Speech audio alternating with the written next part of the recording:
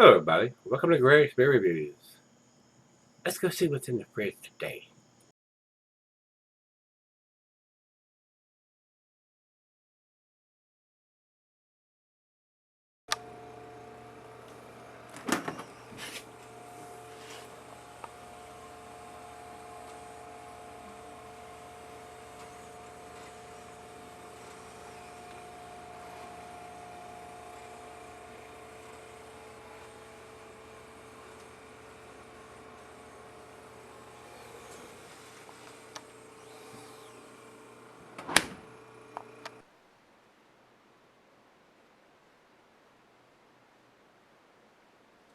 Hello everybody, thanks for stopping by Gregsbeerreviews. This should be a treat. This is one of the beers that Scott sent me. This is Floyds Boru, which is an Irish style red ale. And they don't date anything that they do. They're pretty arrogant about that. They sell out of just about everything they produce. They have such a very limited distribution. I mean, it's a highly sought after beer company. So with that arrogance comes justification, I guess, but not to me. I think if as big as they are, which they're not huge, but everything they do seems to be a highly sought after beer. So I have some subscribers that live in that area and say they've been there to the brewery, and they're kind of snobbish and arrogant. So that's not a good way to be. Even though if you are producing good beers, you shouldn't have that attitude. It's like Grandpa used to say, it's nice to be important, but more important to be nice. So they need to take a lesson with that. So Three Floyds, if anybody from up there is watching this, get your shit together. Don't have to be like that. Put a date on your bottles. I know you sell out of everything, but it's still nice to know, especially your bigger beers, how long you can cellar them. So that's all I'm going to say about that. So it's a good thing they're not around here, because I'd go in and give them a piece of my mind. They'd probably run me out the door, though, but I'd be telling them what I thought anyway. Alright guys, let's get on with this. And like I said, this is an Irish red ale coming in at 5.5% ABV, so it's not a big beer. You really need to know the date on that so you know how long you can cellar it. Whether they give a shit or not, they still need to have that date on there. So my soapbox to stand on, guys, and I'm going to keep standing up on it proudly. The commercial description on this: Ireland's first and last Ardrí, I guess that's how it's pronounced, A-R-D-R-I, High King, that's what it says that means, of the whole Gaelic race. Brian Boru was born in Munster, Ireland around 940.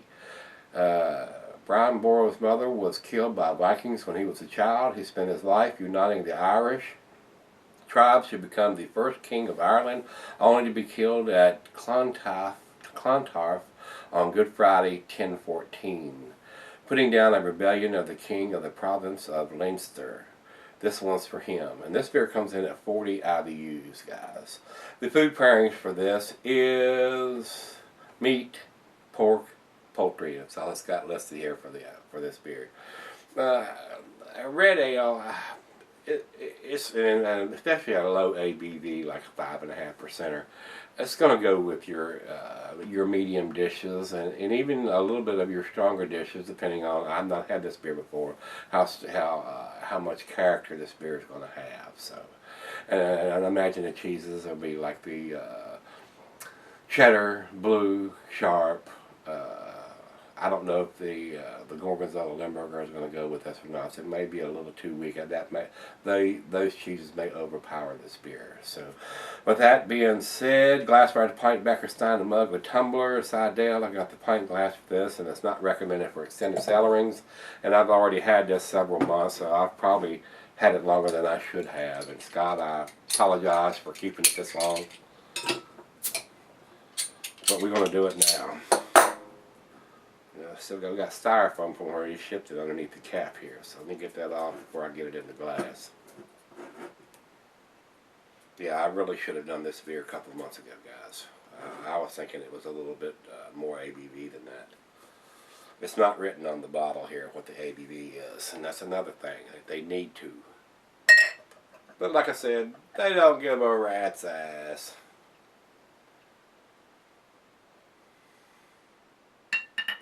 Alright, get Turn around where you can see it. Oh yeah, it is definitely a reddish, a dark tangerine color to red ale, and it's got a little bit of a cloudiness to it. Not much. I can still see the light bulb through the glass. So it looks very good in the glass. Looks very much like a red ale.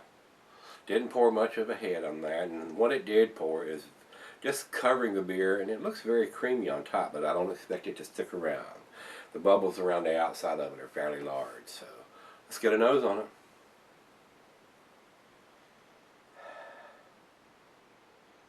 I'm getting sweet caramel, toffee,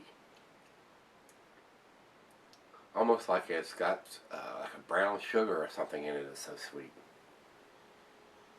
And the hops have probably faded since I've kept it as long as I have, and I don't really know how old it is because it doesn't have a date on it, and how old it was before Scott got his hands on it. So Scott, you may be able to post in here when you got it, and if you thought how fresh you thought it was when you picked it up, whether you got it at the brewery or you picked it up at a beer or a liquor store. So it is what it is. So I apologize to Scott for holding on to it this long. I should have, like I said, I should have done it several months ago. Smells very sweet. I'm not getting a large hop presence here. It's more herbal and floral. No pininess or grapefruitiness or anything like that on the nose. Oh well, let's give it a taste, see what we got. Cheers everybody. Cheers Scott.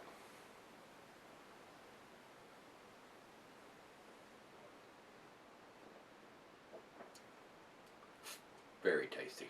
Very nice. A little on the sweeter side. 40 IBUs. Like I said, I'm pretty sure the hops have faded a little bit over time, because if this is this year's, I think they do this in the spring. And here we are, yeah, availability spring, and here we are in the fall. So it's probably 6 months old or so.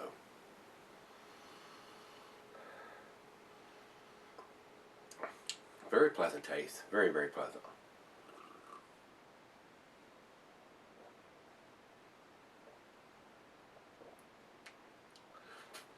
Caramel, toffee, a brown sugar type sweetness to it to me, or candied sugar.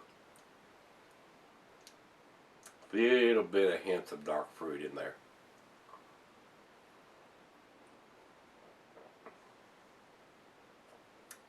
Very tasty though. Very pleasant. Yeah, we're going to let it warm up. It's right out of the fridge, 40 degrees like they always are. Let the other half taste it, and I'll come back and do the final chug on this one. Seems to be an A beer to me, guys. Very pleasant, very easy drinking, very sessionable, not getting any alcohol. So stick around. I'll be right back. Hi guys, I'm back. Got just a little bit left here. Now that it's warmed up a little bit, I am getting a little bit of the grapefruit citrusy taste to it. Not much, like I said. I think it's fairly subdued since I've held on to it longer than I should have. So let's do the final chug on this one.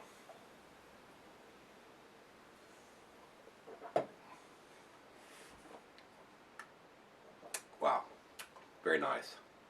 Very impressive beer. Those guys up there do some great stuff. But they don't have to be so arrogant about it. That's the big thing. Put a date on the bottle so we know how long to keep these low ABV beers. So very tasty, guys. Caramel, toffee, little bit of dark fruit. Small amount of citrusy grapefruit taste there on the end. Very pleasant. Very nice red ale. Or Irish red, as I think it's called here. Irish red ale. Very nice, guys. If it had a date on the bottle, it may even get to 10, but it does not. So it's going to get to 9. It's 9 out of 10. Definitely an A beer. If you can get 3 Floyds, you're going to try to pick some of them up. I've not had a bad one so far from them. They do some really awesome stuff up there. Well, let's see what else everybody else thinks. Beer Advocate says 91, which is in their outstanding range. And Rate Beer comes in at 98 overall and 100 in the style. So very impressive numbers for those guys there too. Very pleasant beer, guys. Like I said, they have a very limited distribution if you're up there around the brewery and they're out of Indiana. I'm if you're into craft beer, I'm sure you probably snatched a few of their beers up. They do some great beers. Like I said, I don't think they do any bad beers. I don't know who the head brewer is there, but he knows what he's doing. So if we could just get him to put a date on the bottle, guys. If you've had this beer, give me some comments back on this one, whether you liked it, didn't like it. I liked it quite a bit. I wish I could get my hands on them more regularly. You'd see more of them in the fridge. So speaking of the fridge, rate, comment, subscribe. Let's go see what's in the fridge. See y'all tomorrow.